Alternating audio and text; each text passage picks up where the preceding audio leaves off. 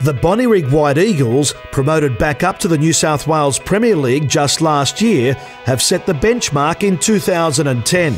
Just one loss in the last 13 rounds had left Bonnyrigg 5 points clear of the chasing pack, while Sydney Olympic has had a disappointing campaign, sitting in 11th spot with just 18 points, 24 behind the visitors. Bonnyrigg had the better of the opening exchanges and they were thwarted by Olympic keeper James Zanelli. However, in the 15th minute, the match turned in favour of the home team. Sydney Olympic striker Todd Bamba was pulled down and midfielder Phil Macra stepped up to do the rest. 7 minutes later, Bonnyrigg midfielder Daniel Severino went in search of an equaliser. The breakthrough came in the 35th minute. Eagles top scorer Brad Boardman was impeded in the penalty box and it was left to Severino to level the game at 1-1. Bonnyrigg defeated Sydney Olympic 4-2 in round 10 and it looked like it might be more of the same this time around. Boardman was always a handful and he came close in the 43rd minute. Sydney Olympic had a couple of chances before the break, but the scoreline stayed at 1-1.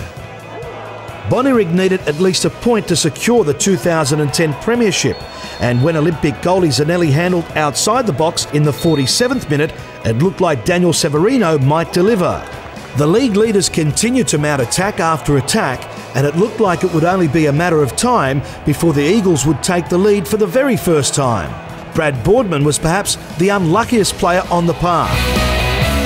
In the 74th minute, the White Eagles did have the ball in the back of the net. David Goulo's attempt was saved and Boardman was judged to have fouled in the follow-through. I thought it was a goal, but look, I think the referee made his decision and you've got to live with that. They get some right and they get some wrong. It was certainly the turning point. In the 79th, Sydney Olympic played a long ball out and striker Todd Bamba kept his nerve to make it 2-1. Bamba only joined Olympic 2 months ago after sending his CV via email from Liverpool in England.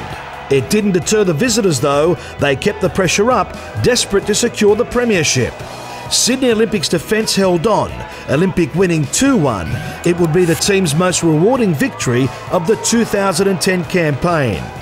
The post-match scenes told the story. It was the game the Bonnyrigg White Eagles could have and should have won. We obviously came into it as underdogs and just battled hard and got a late goal and it feels great to win, yeah, definitely. Meantime, 10th place South Coast Wolves was at home to bottom club West Sydney Berries. It was a 5-star performance from the locals, with Sam McCainack opening the scoring in the 20th minute. The Wolves grabbed their second goal through Mark Picciolini on the stroke of half-time after a slick passing movement. The goals kept coming in the second half. Chris Nathaniel completed a wonderful team move in the 68th minute. With 10 minutes left, Picciolini secured his second goal. It was 4-0 to the Wolves. The 5-star performance was completed in the 88th. Tynan Diaz got on the score sheet as well. Final score, South Coast Wolves 5, West Sydney Berries 0. Despite losing to Sydney Olympic, the other result went Bonnyrig's way, and they have secured the Premiership with a round to play after Blacktown fell 2-1 at home to Sydney United.